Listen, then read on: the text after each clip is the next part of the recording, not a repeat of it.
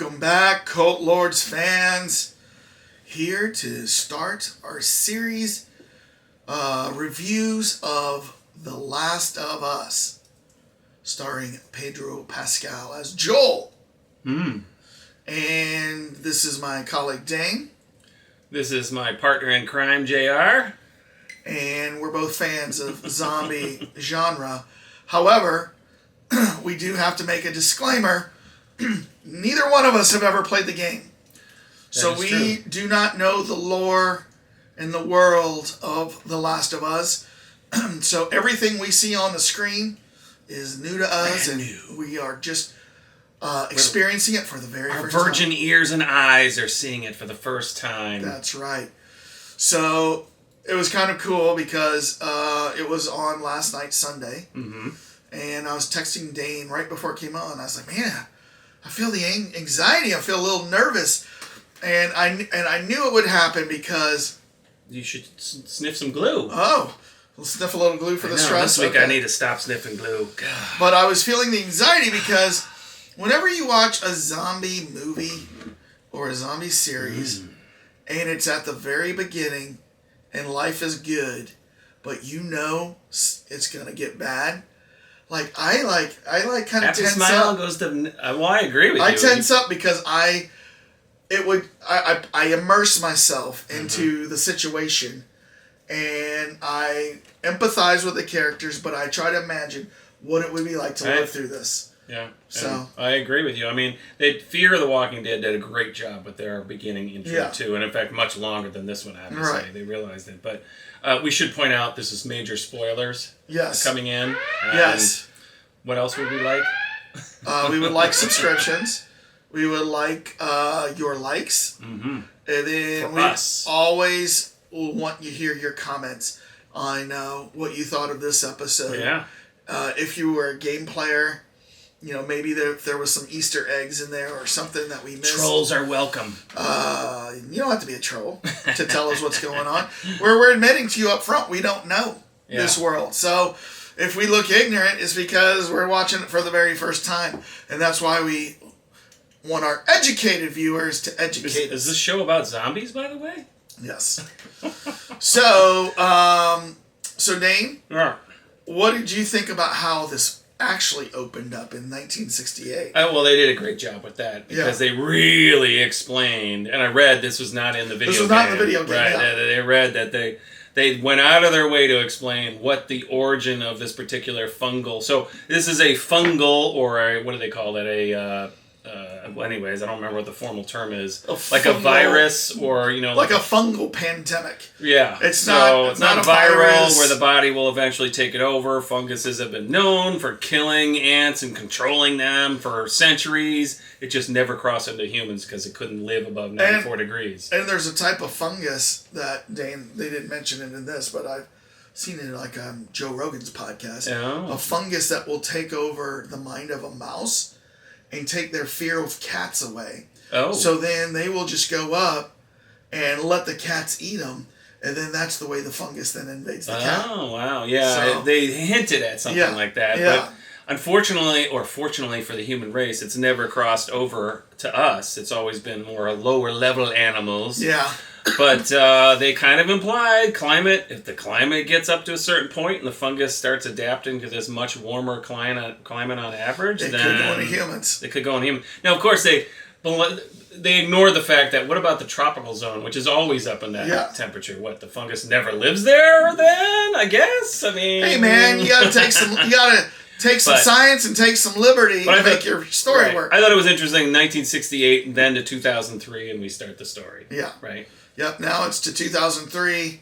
It's during the Bush presidency. Right, they did some cute little Bushisms in there. Yeah. This is pre 9/11, post 9/11. Post 9/11, yeah. Yeah, because when remember the planes are going over and the helicopters, and the girl comes out of the house to see her dad there. She goes, "Is this terrorists?" She's like, "Is it terrorists?" Remember, so she doesn't know, right? Yeah. But that's true. What? We all have forgotten how on edge everyone was. Oh, yeah. A few years after that. I remember getting on my first airplane flight, probably about 4 or 5 months after 9/11, and we were getting on there, and everybody's looking down the rows, and then guys are looking at each other like, I got your back if something happens. Okay, I got your back too, you know? So... I was going to say. Yeah. Well, anyone that was probably darker complexion was probably, you know, a little bit more targeted or not. I mean, just because... Yeah. Not necessarily. Not necessarily. Mm-hmm. I don't remember. I was actually working at United Airlines when that whole thing happened. So that was a weird week. It was a weird week. But to see no planes in the air for like a week. But anyways, we are digressing.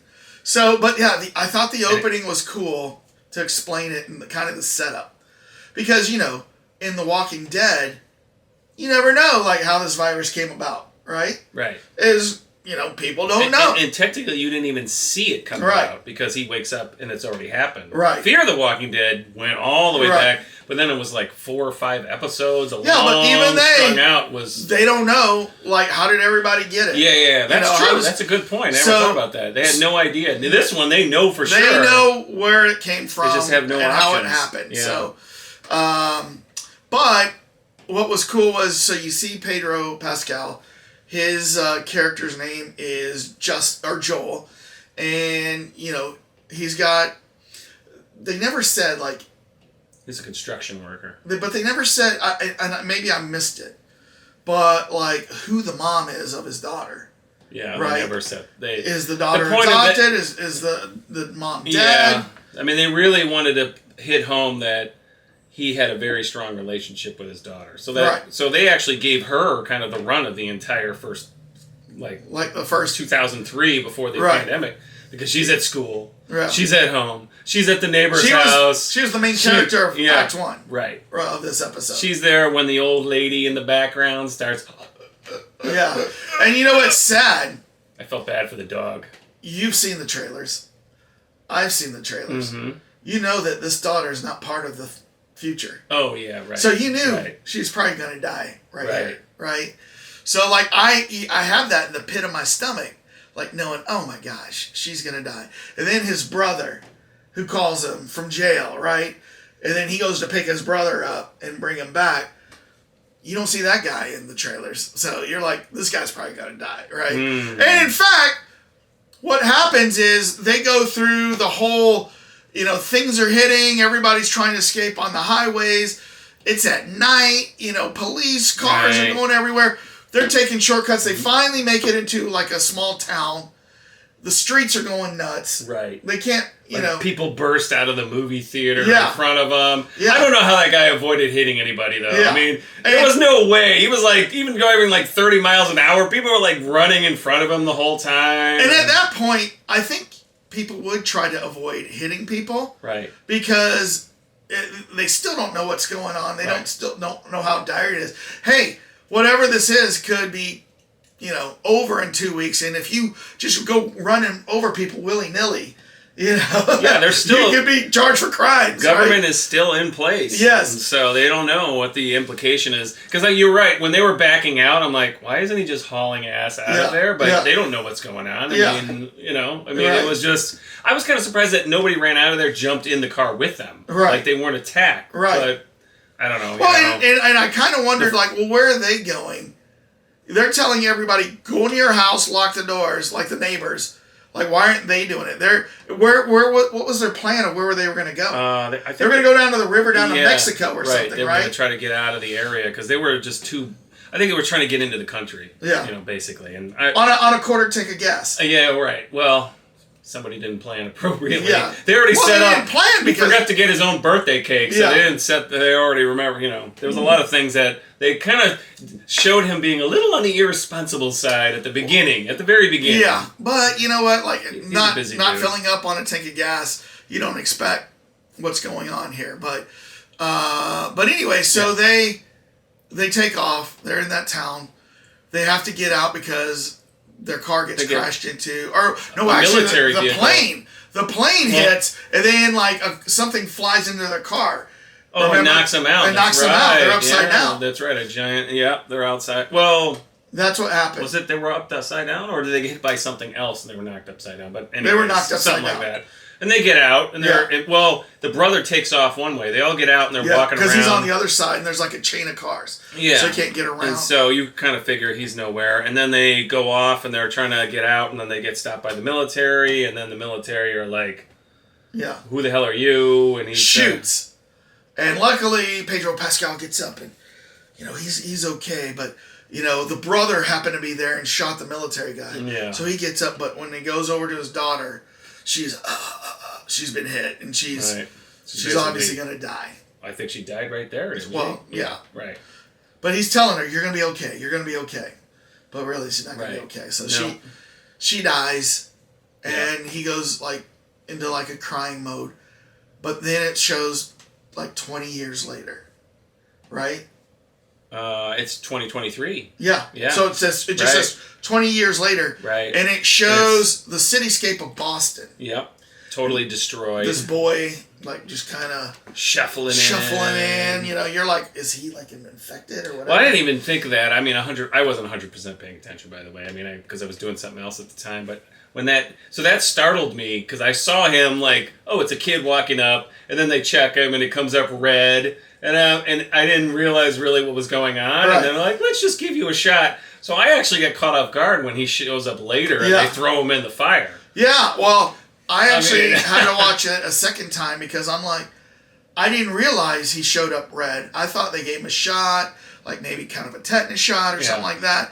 And then, she's like, oh, you're going to be fine, all the... And the next thing you know, they're throwing him into the fire. He's dead.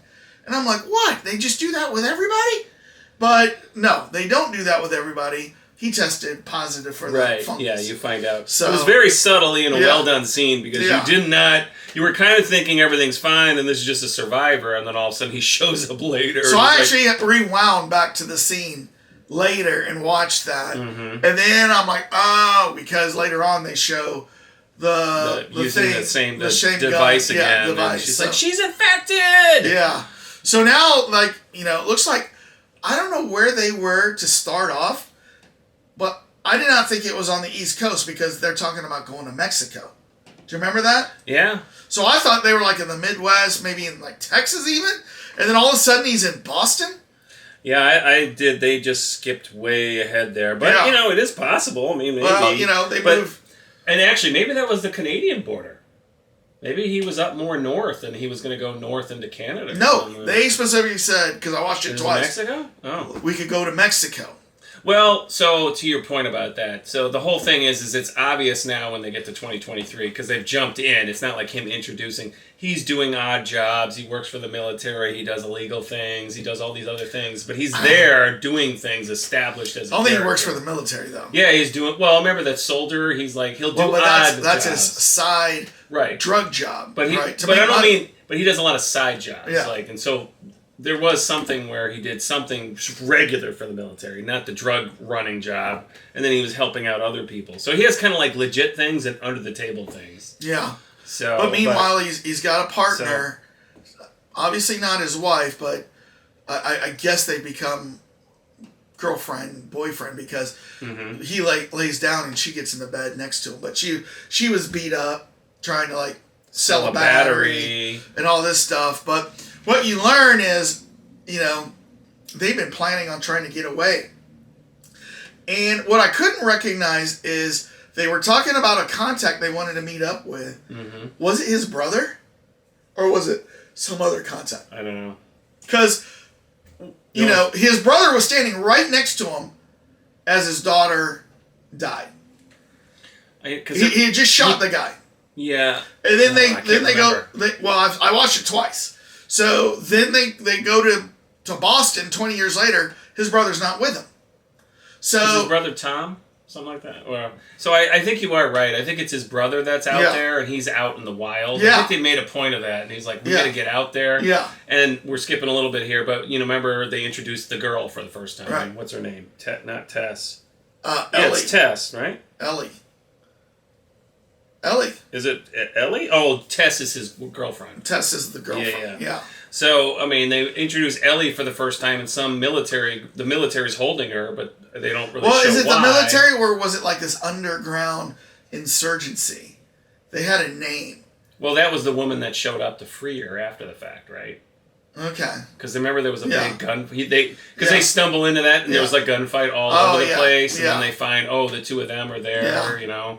So I mean, you might be right. There might have been something, but I was under the impression at the very beginning because remember she's like, I've already answered all these questions, right. And I thought that was like an official military governmental agency called FEMRA because it's the Federal Emergency Medical blah blah blah blah.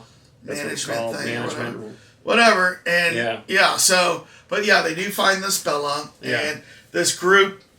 It was really two women, but they've been shot and they're hurt, and they were like, we were gonna get her to this next group, and we need you to get her to this next group.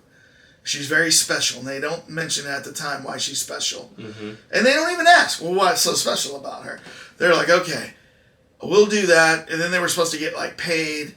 Like afterwards, and then they can get a battery, and they can do all this other stuff. Right. But meanwhile, they'd been communicating with, I think it's his brother, this outside person, over the radio by playing music. Right. It's all the top one hits, number one hits in the 80s. Yeah. Well, no. Is a warning. No. It was the top 80 hits, or top Billboard top 100 hits of like several decades, and then like if it was a 60s song.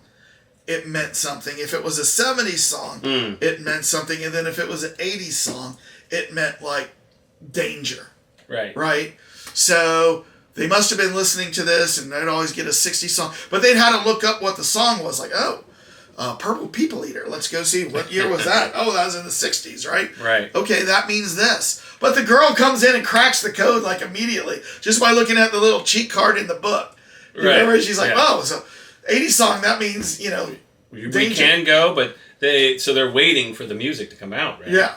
But they actually leave earlier than the music at the end comes.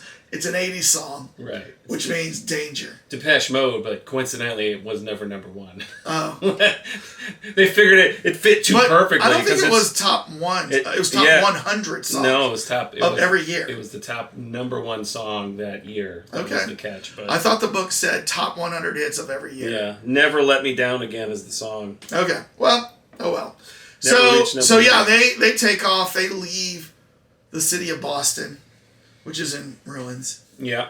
And, they're going to take her out. And the guy that Joel had been dealing with, the military guy. Right. They run into him in some random escape route. Yeah. So they have a little... That's when he tests Joel. He tests Green. He goes to the woman test. She tests Green. And then when he goes to the girl, she tests Red, meaning she's infected. She's like, I'm not infected. She's trying to commit because they actually killed the dude, but when they look at her, like, you just tested red. She says, I'm not infected, and she shows a scar on her arm. That's been like this for 3 months. You know that the infection takes over in 24 hours. Right. So I couldn't live like this for 3 months. Yeah. So they grab her, they go off. Adios. Adios. Right. And then we got the end of episode 1. Uh-huh. Yeah. So let me ask you, what did you think of episode 1? I thought it was really well done. Yeah, definitely your heightened suspense going on because you knew, they gave us just enough to know what was happening. But being that neither one of us played the game, there's a lot of stuff that we're not, privy to. Right. So, but I had read that whole intro, they did that just because of the gamers. They wanted to throw some other stuff in here that they weren't going to expect. Right. And it worked great. So it's interesting because, after I watched the episode, I went onto YouTube and I noticed that the Real Rejects had live streamed it and watched it and commented. Oh. And both of them had played the game. Oh, yeah. So when they watched the very beginning, they were like, whoa, what is this? They had never seen that. But then they kind of talked about things that the show left out from the game, and then things that were new in the show that were not part of the game.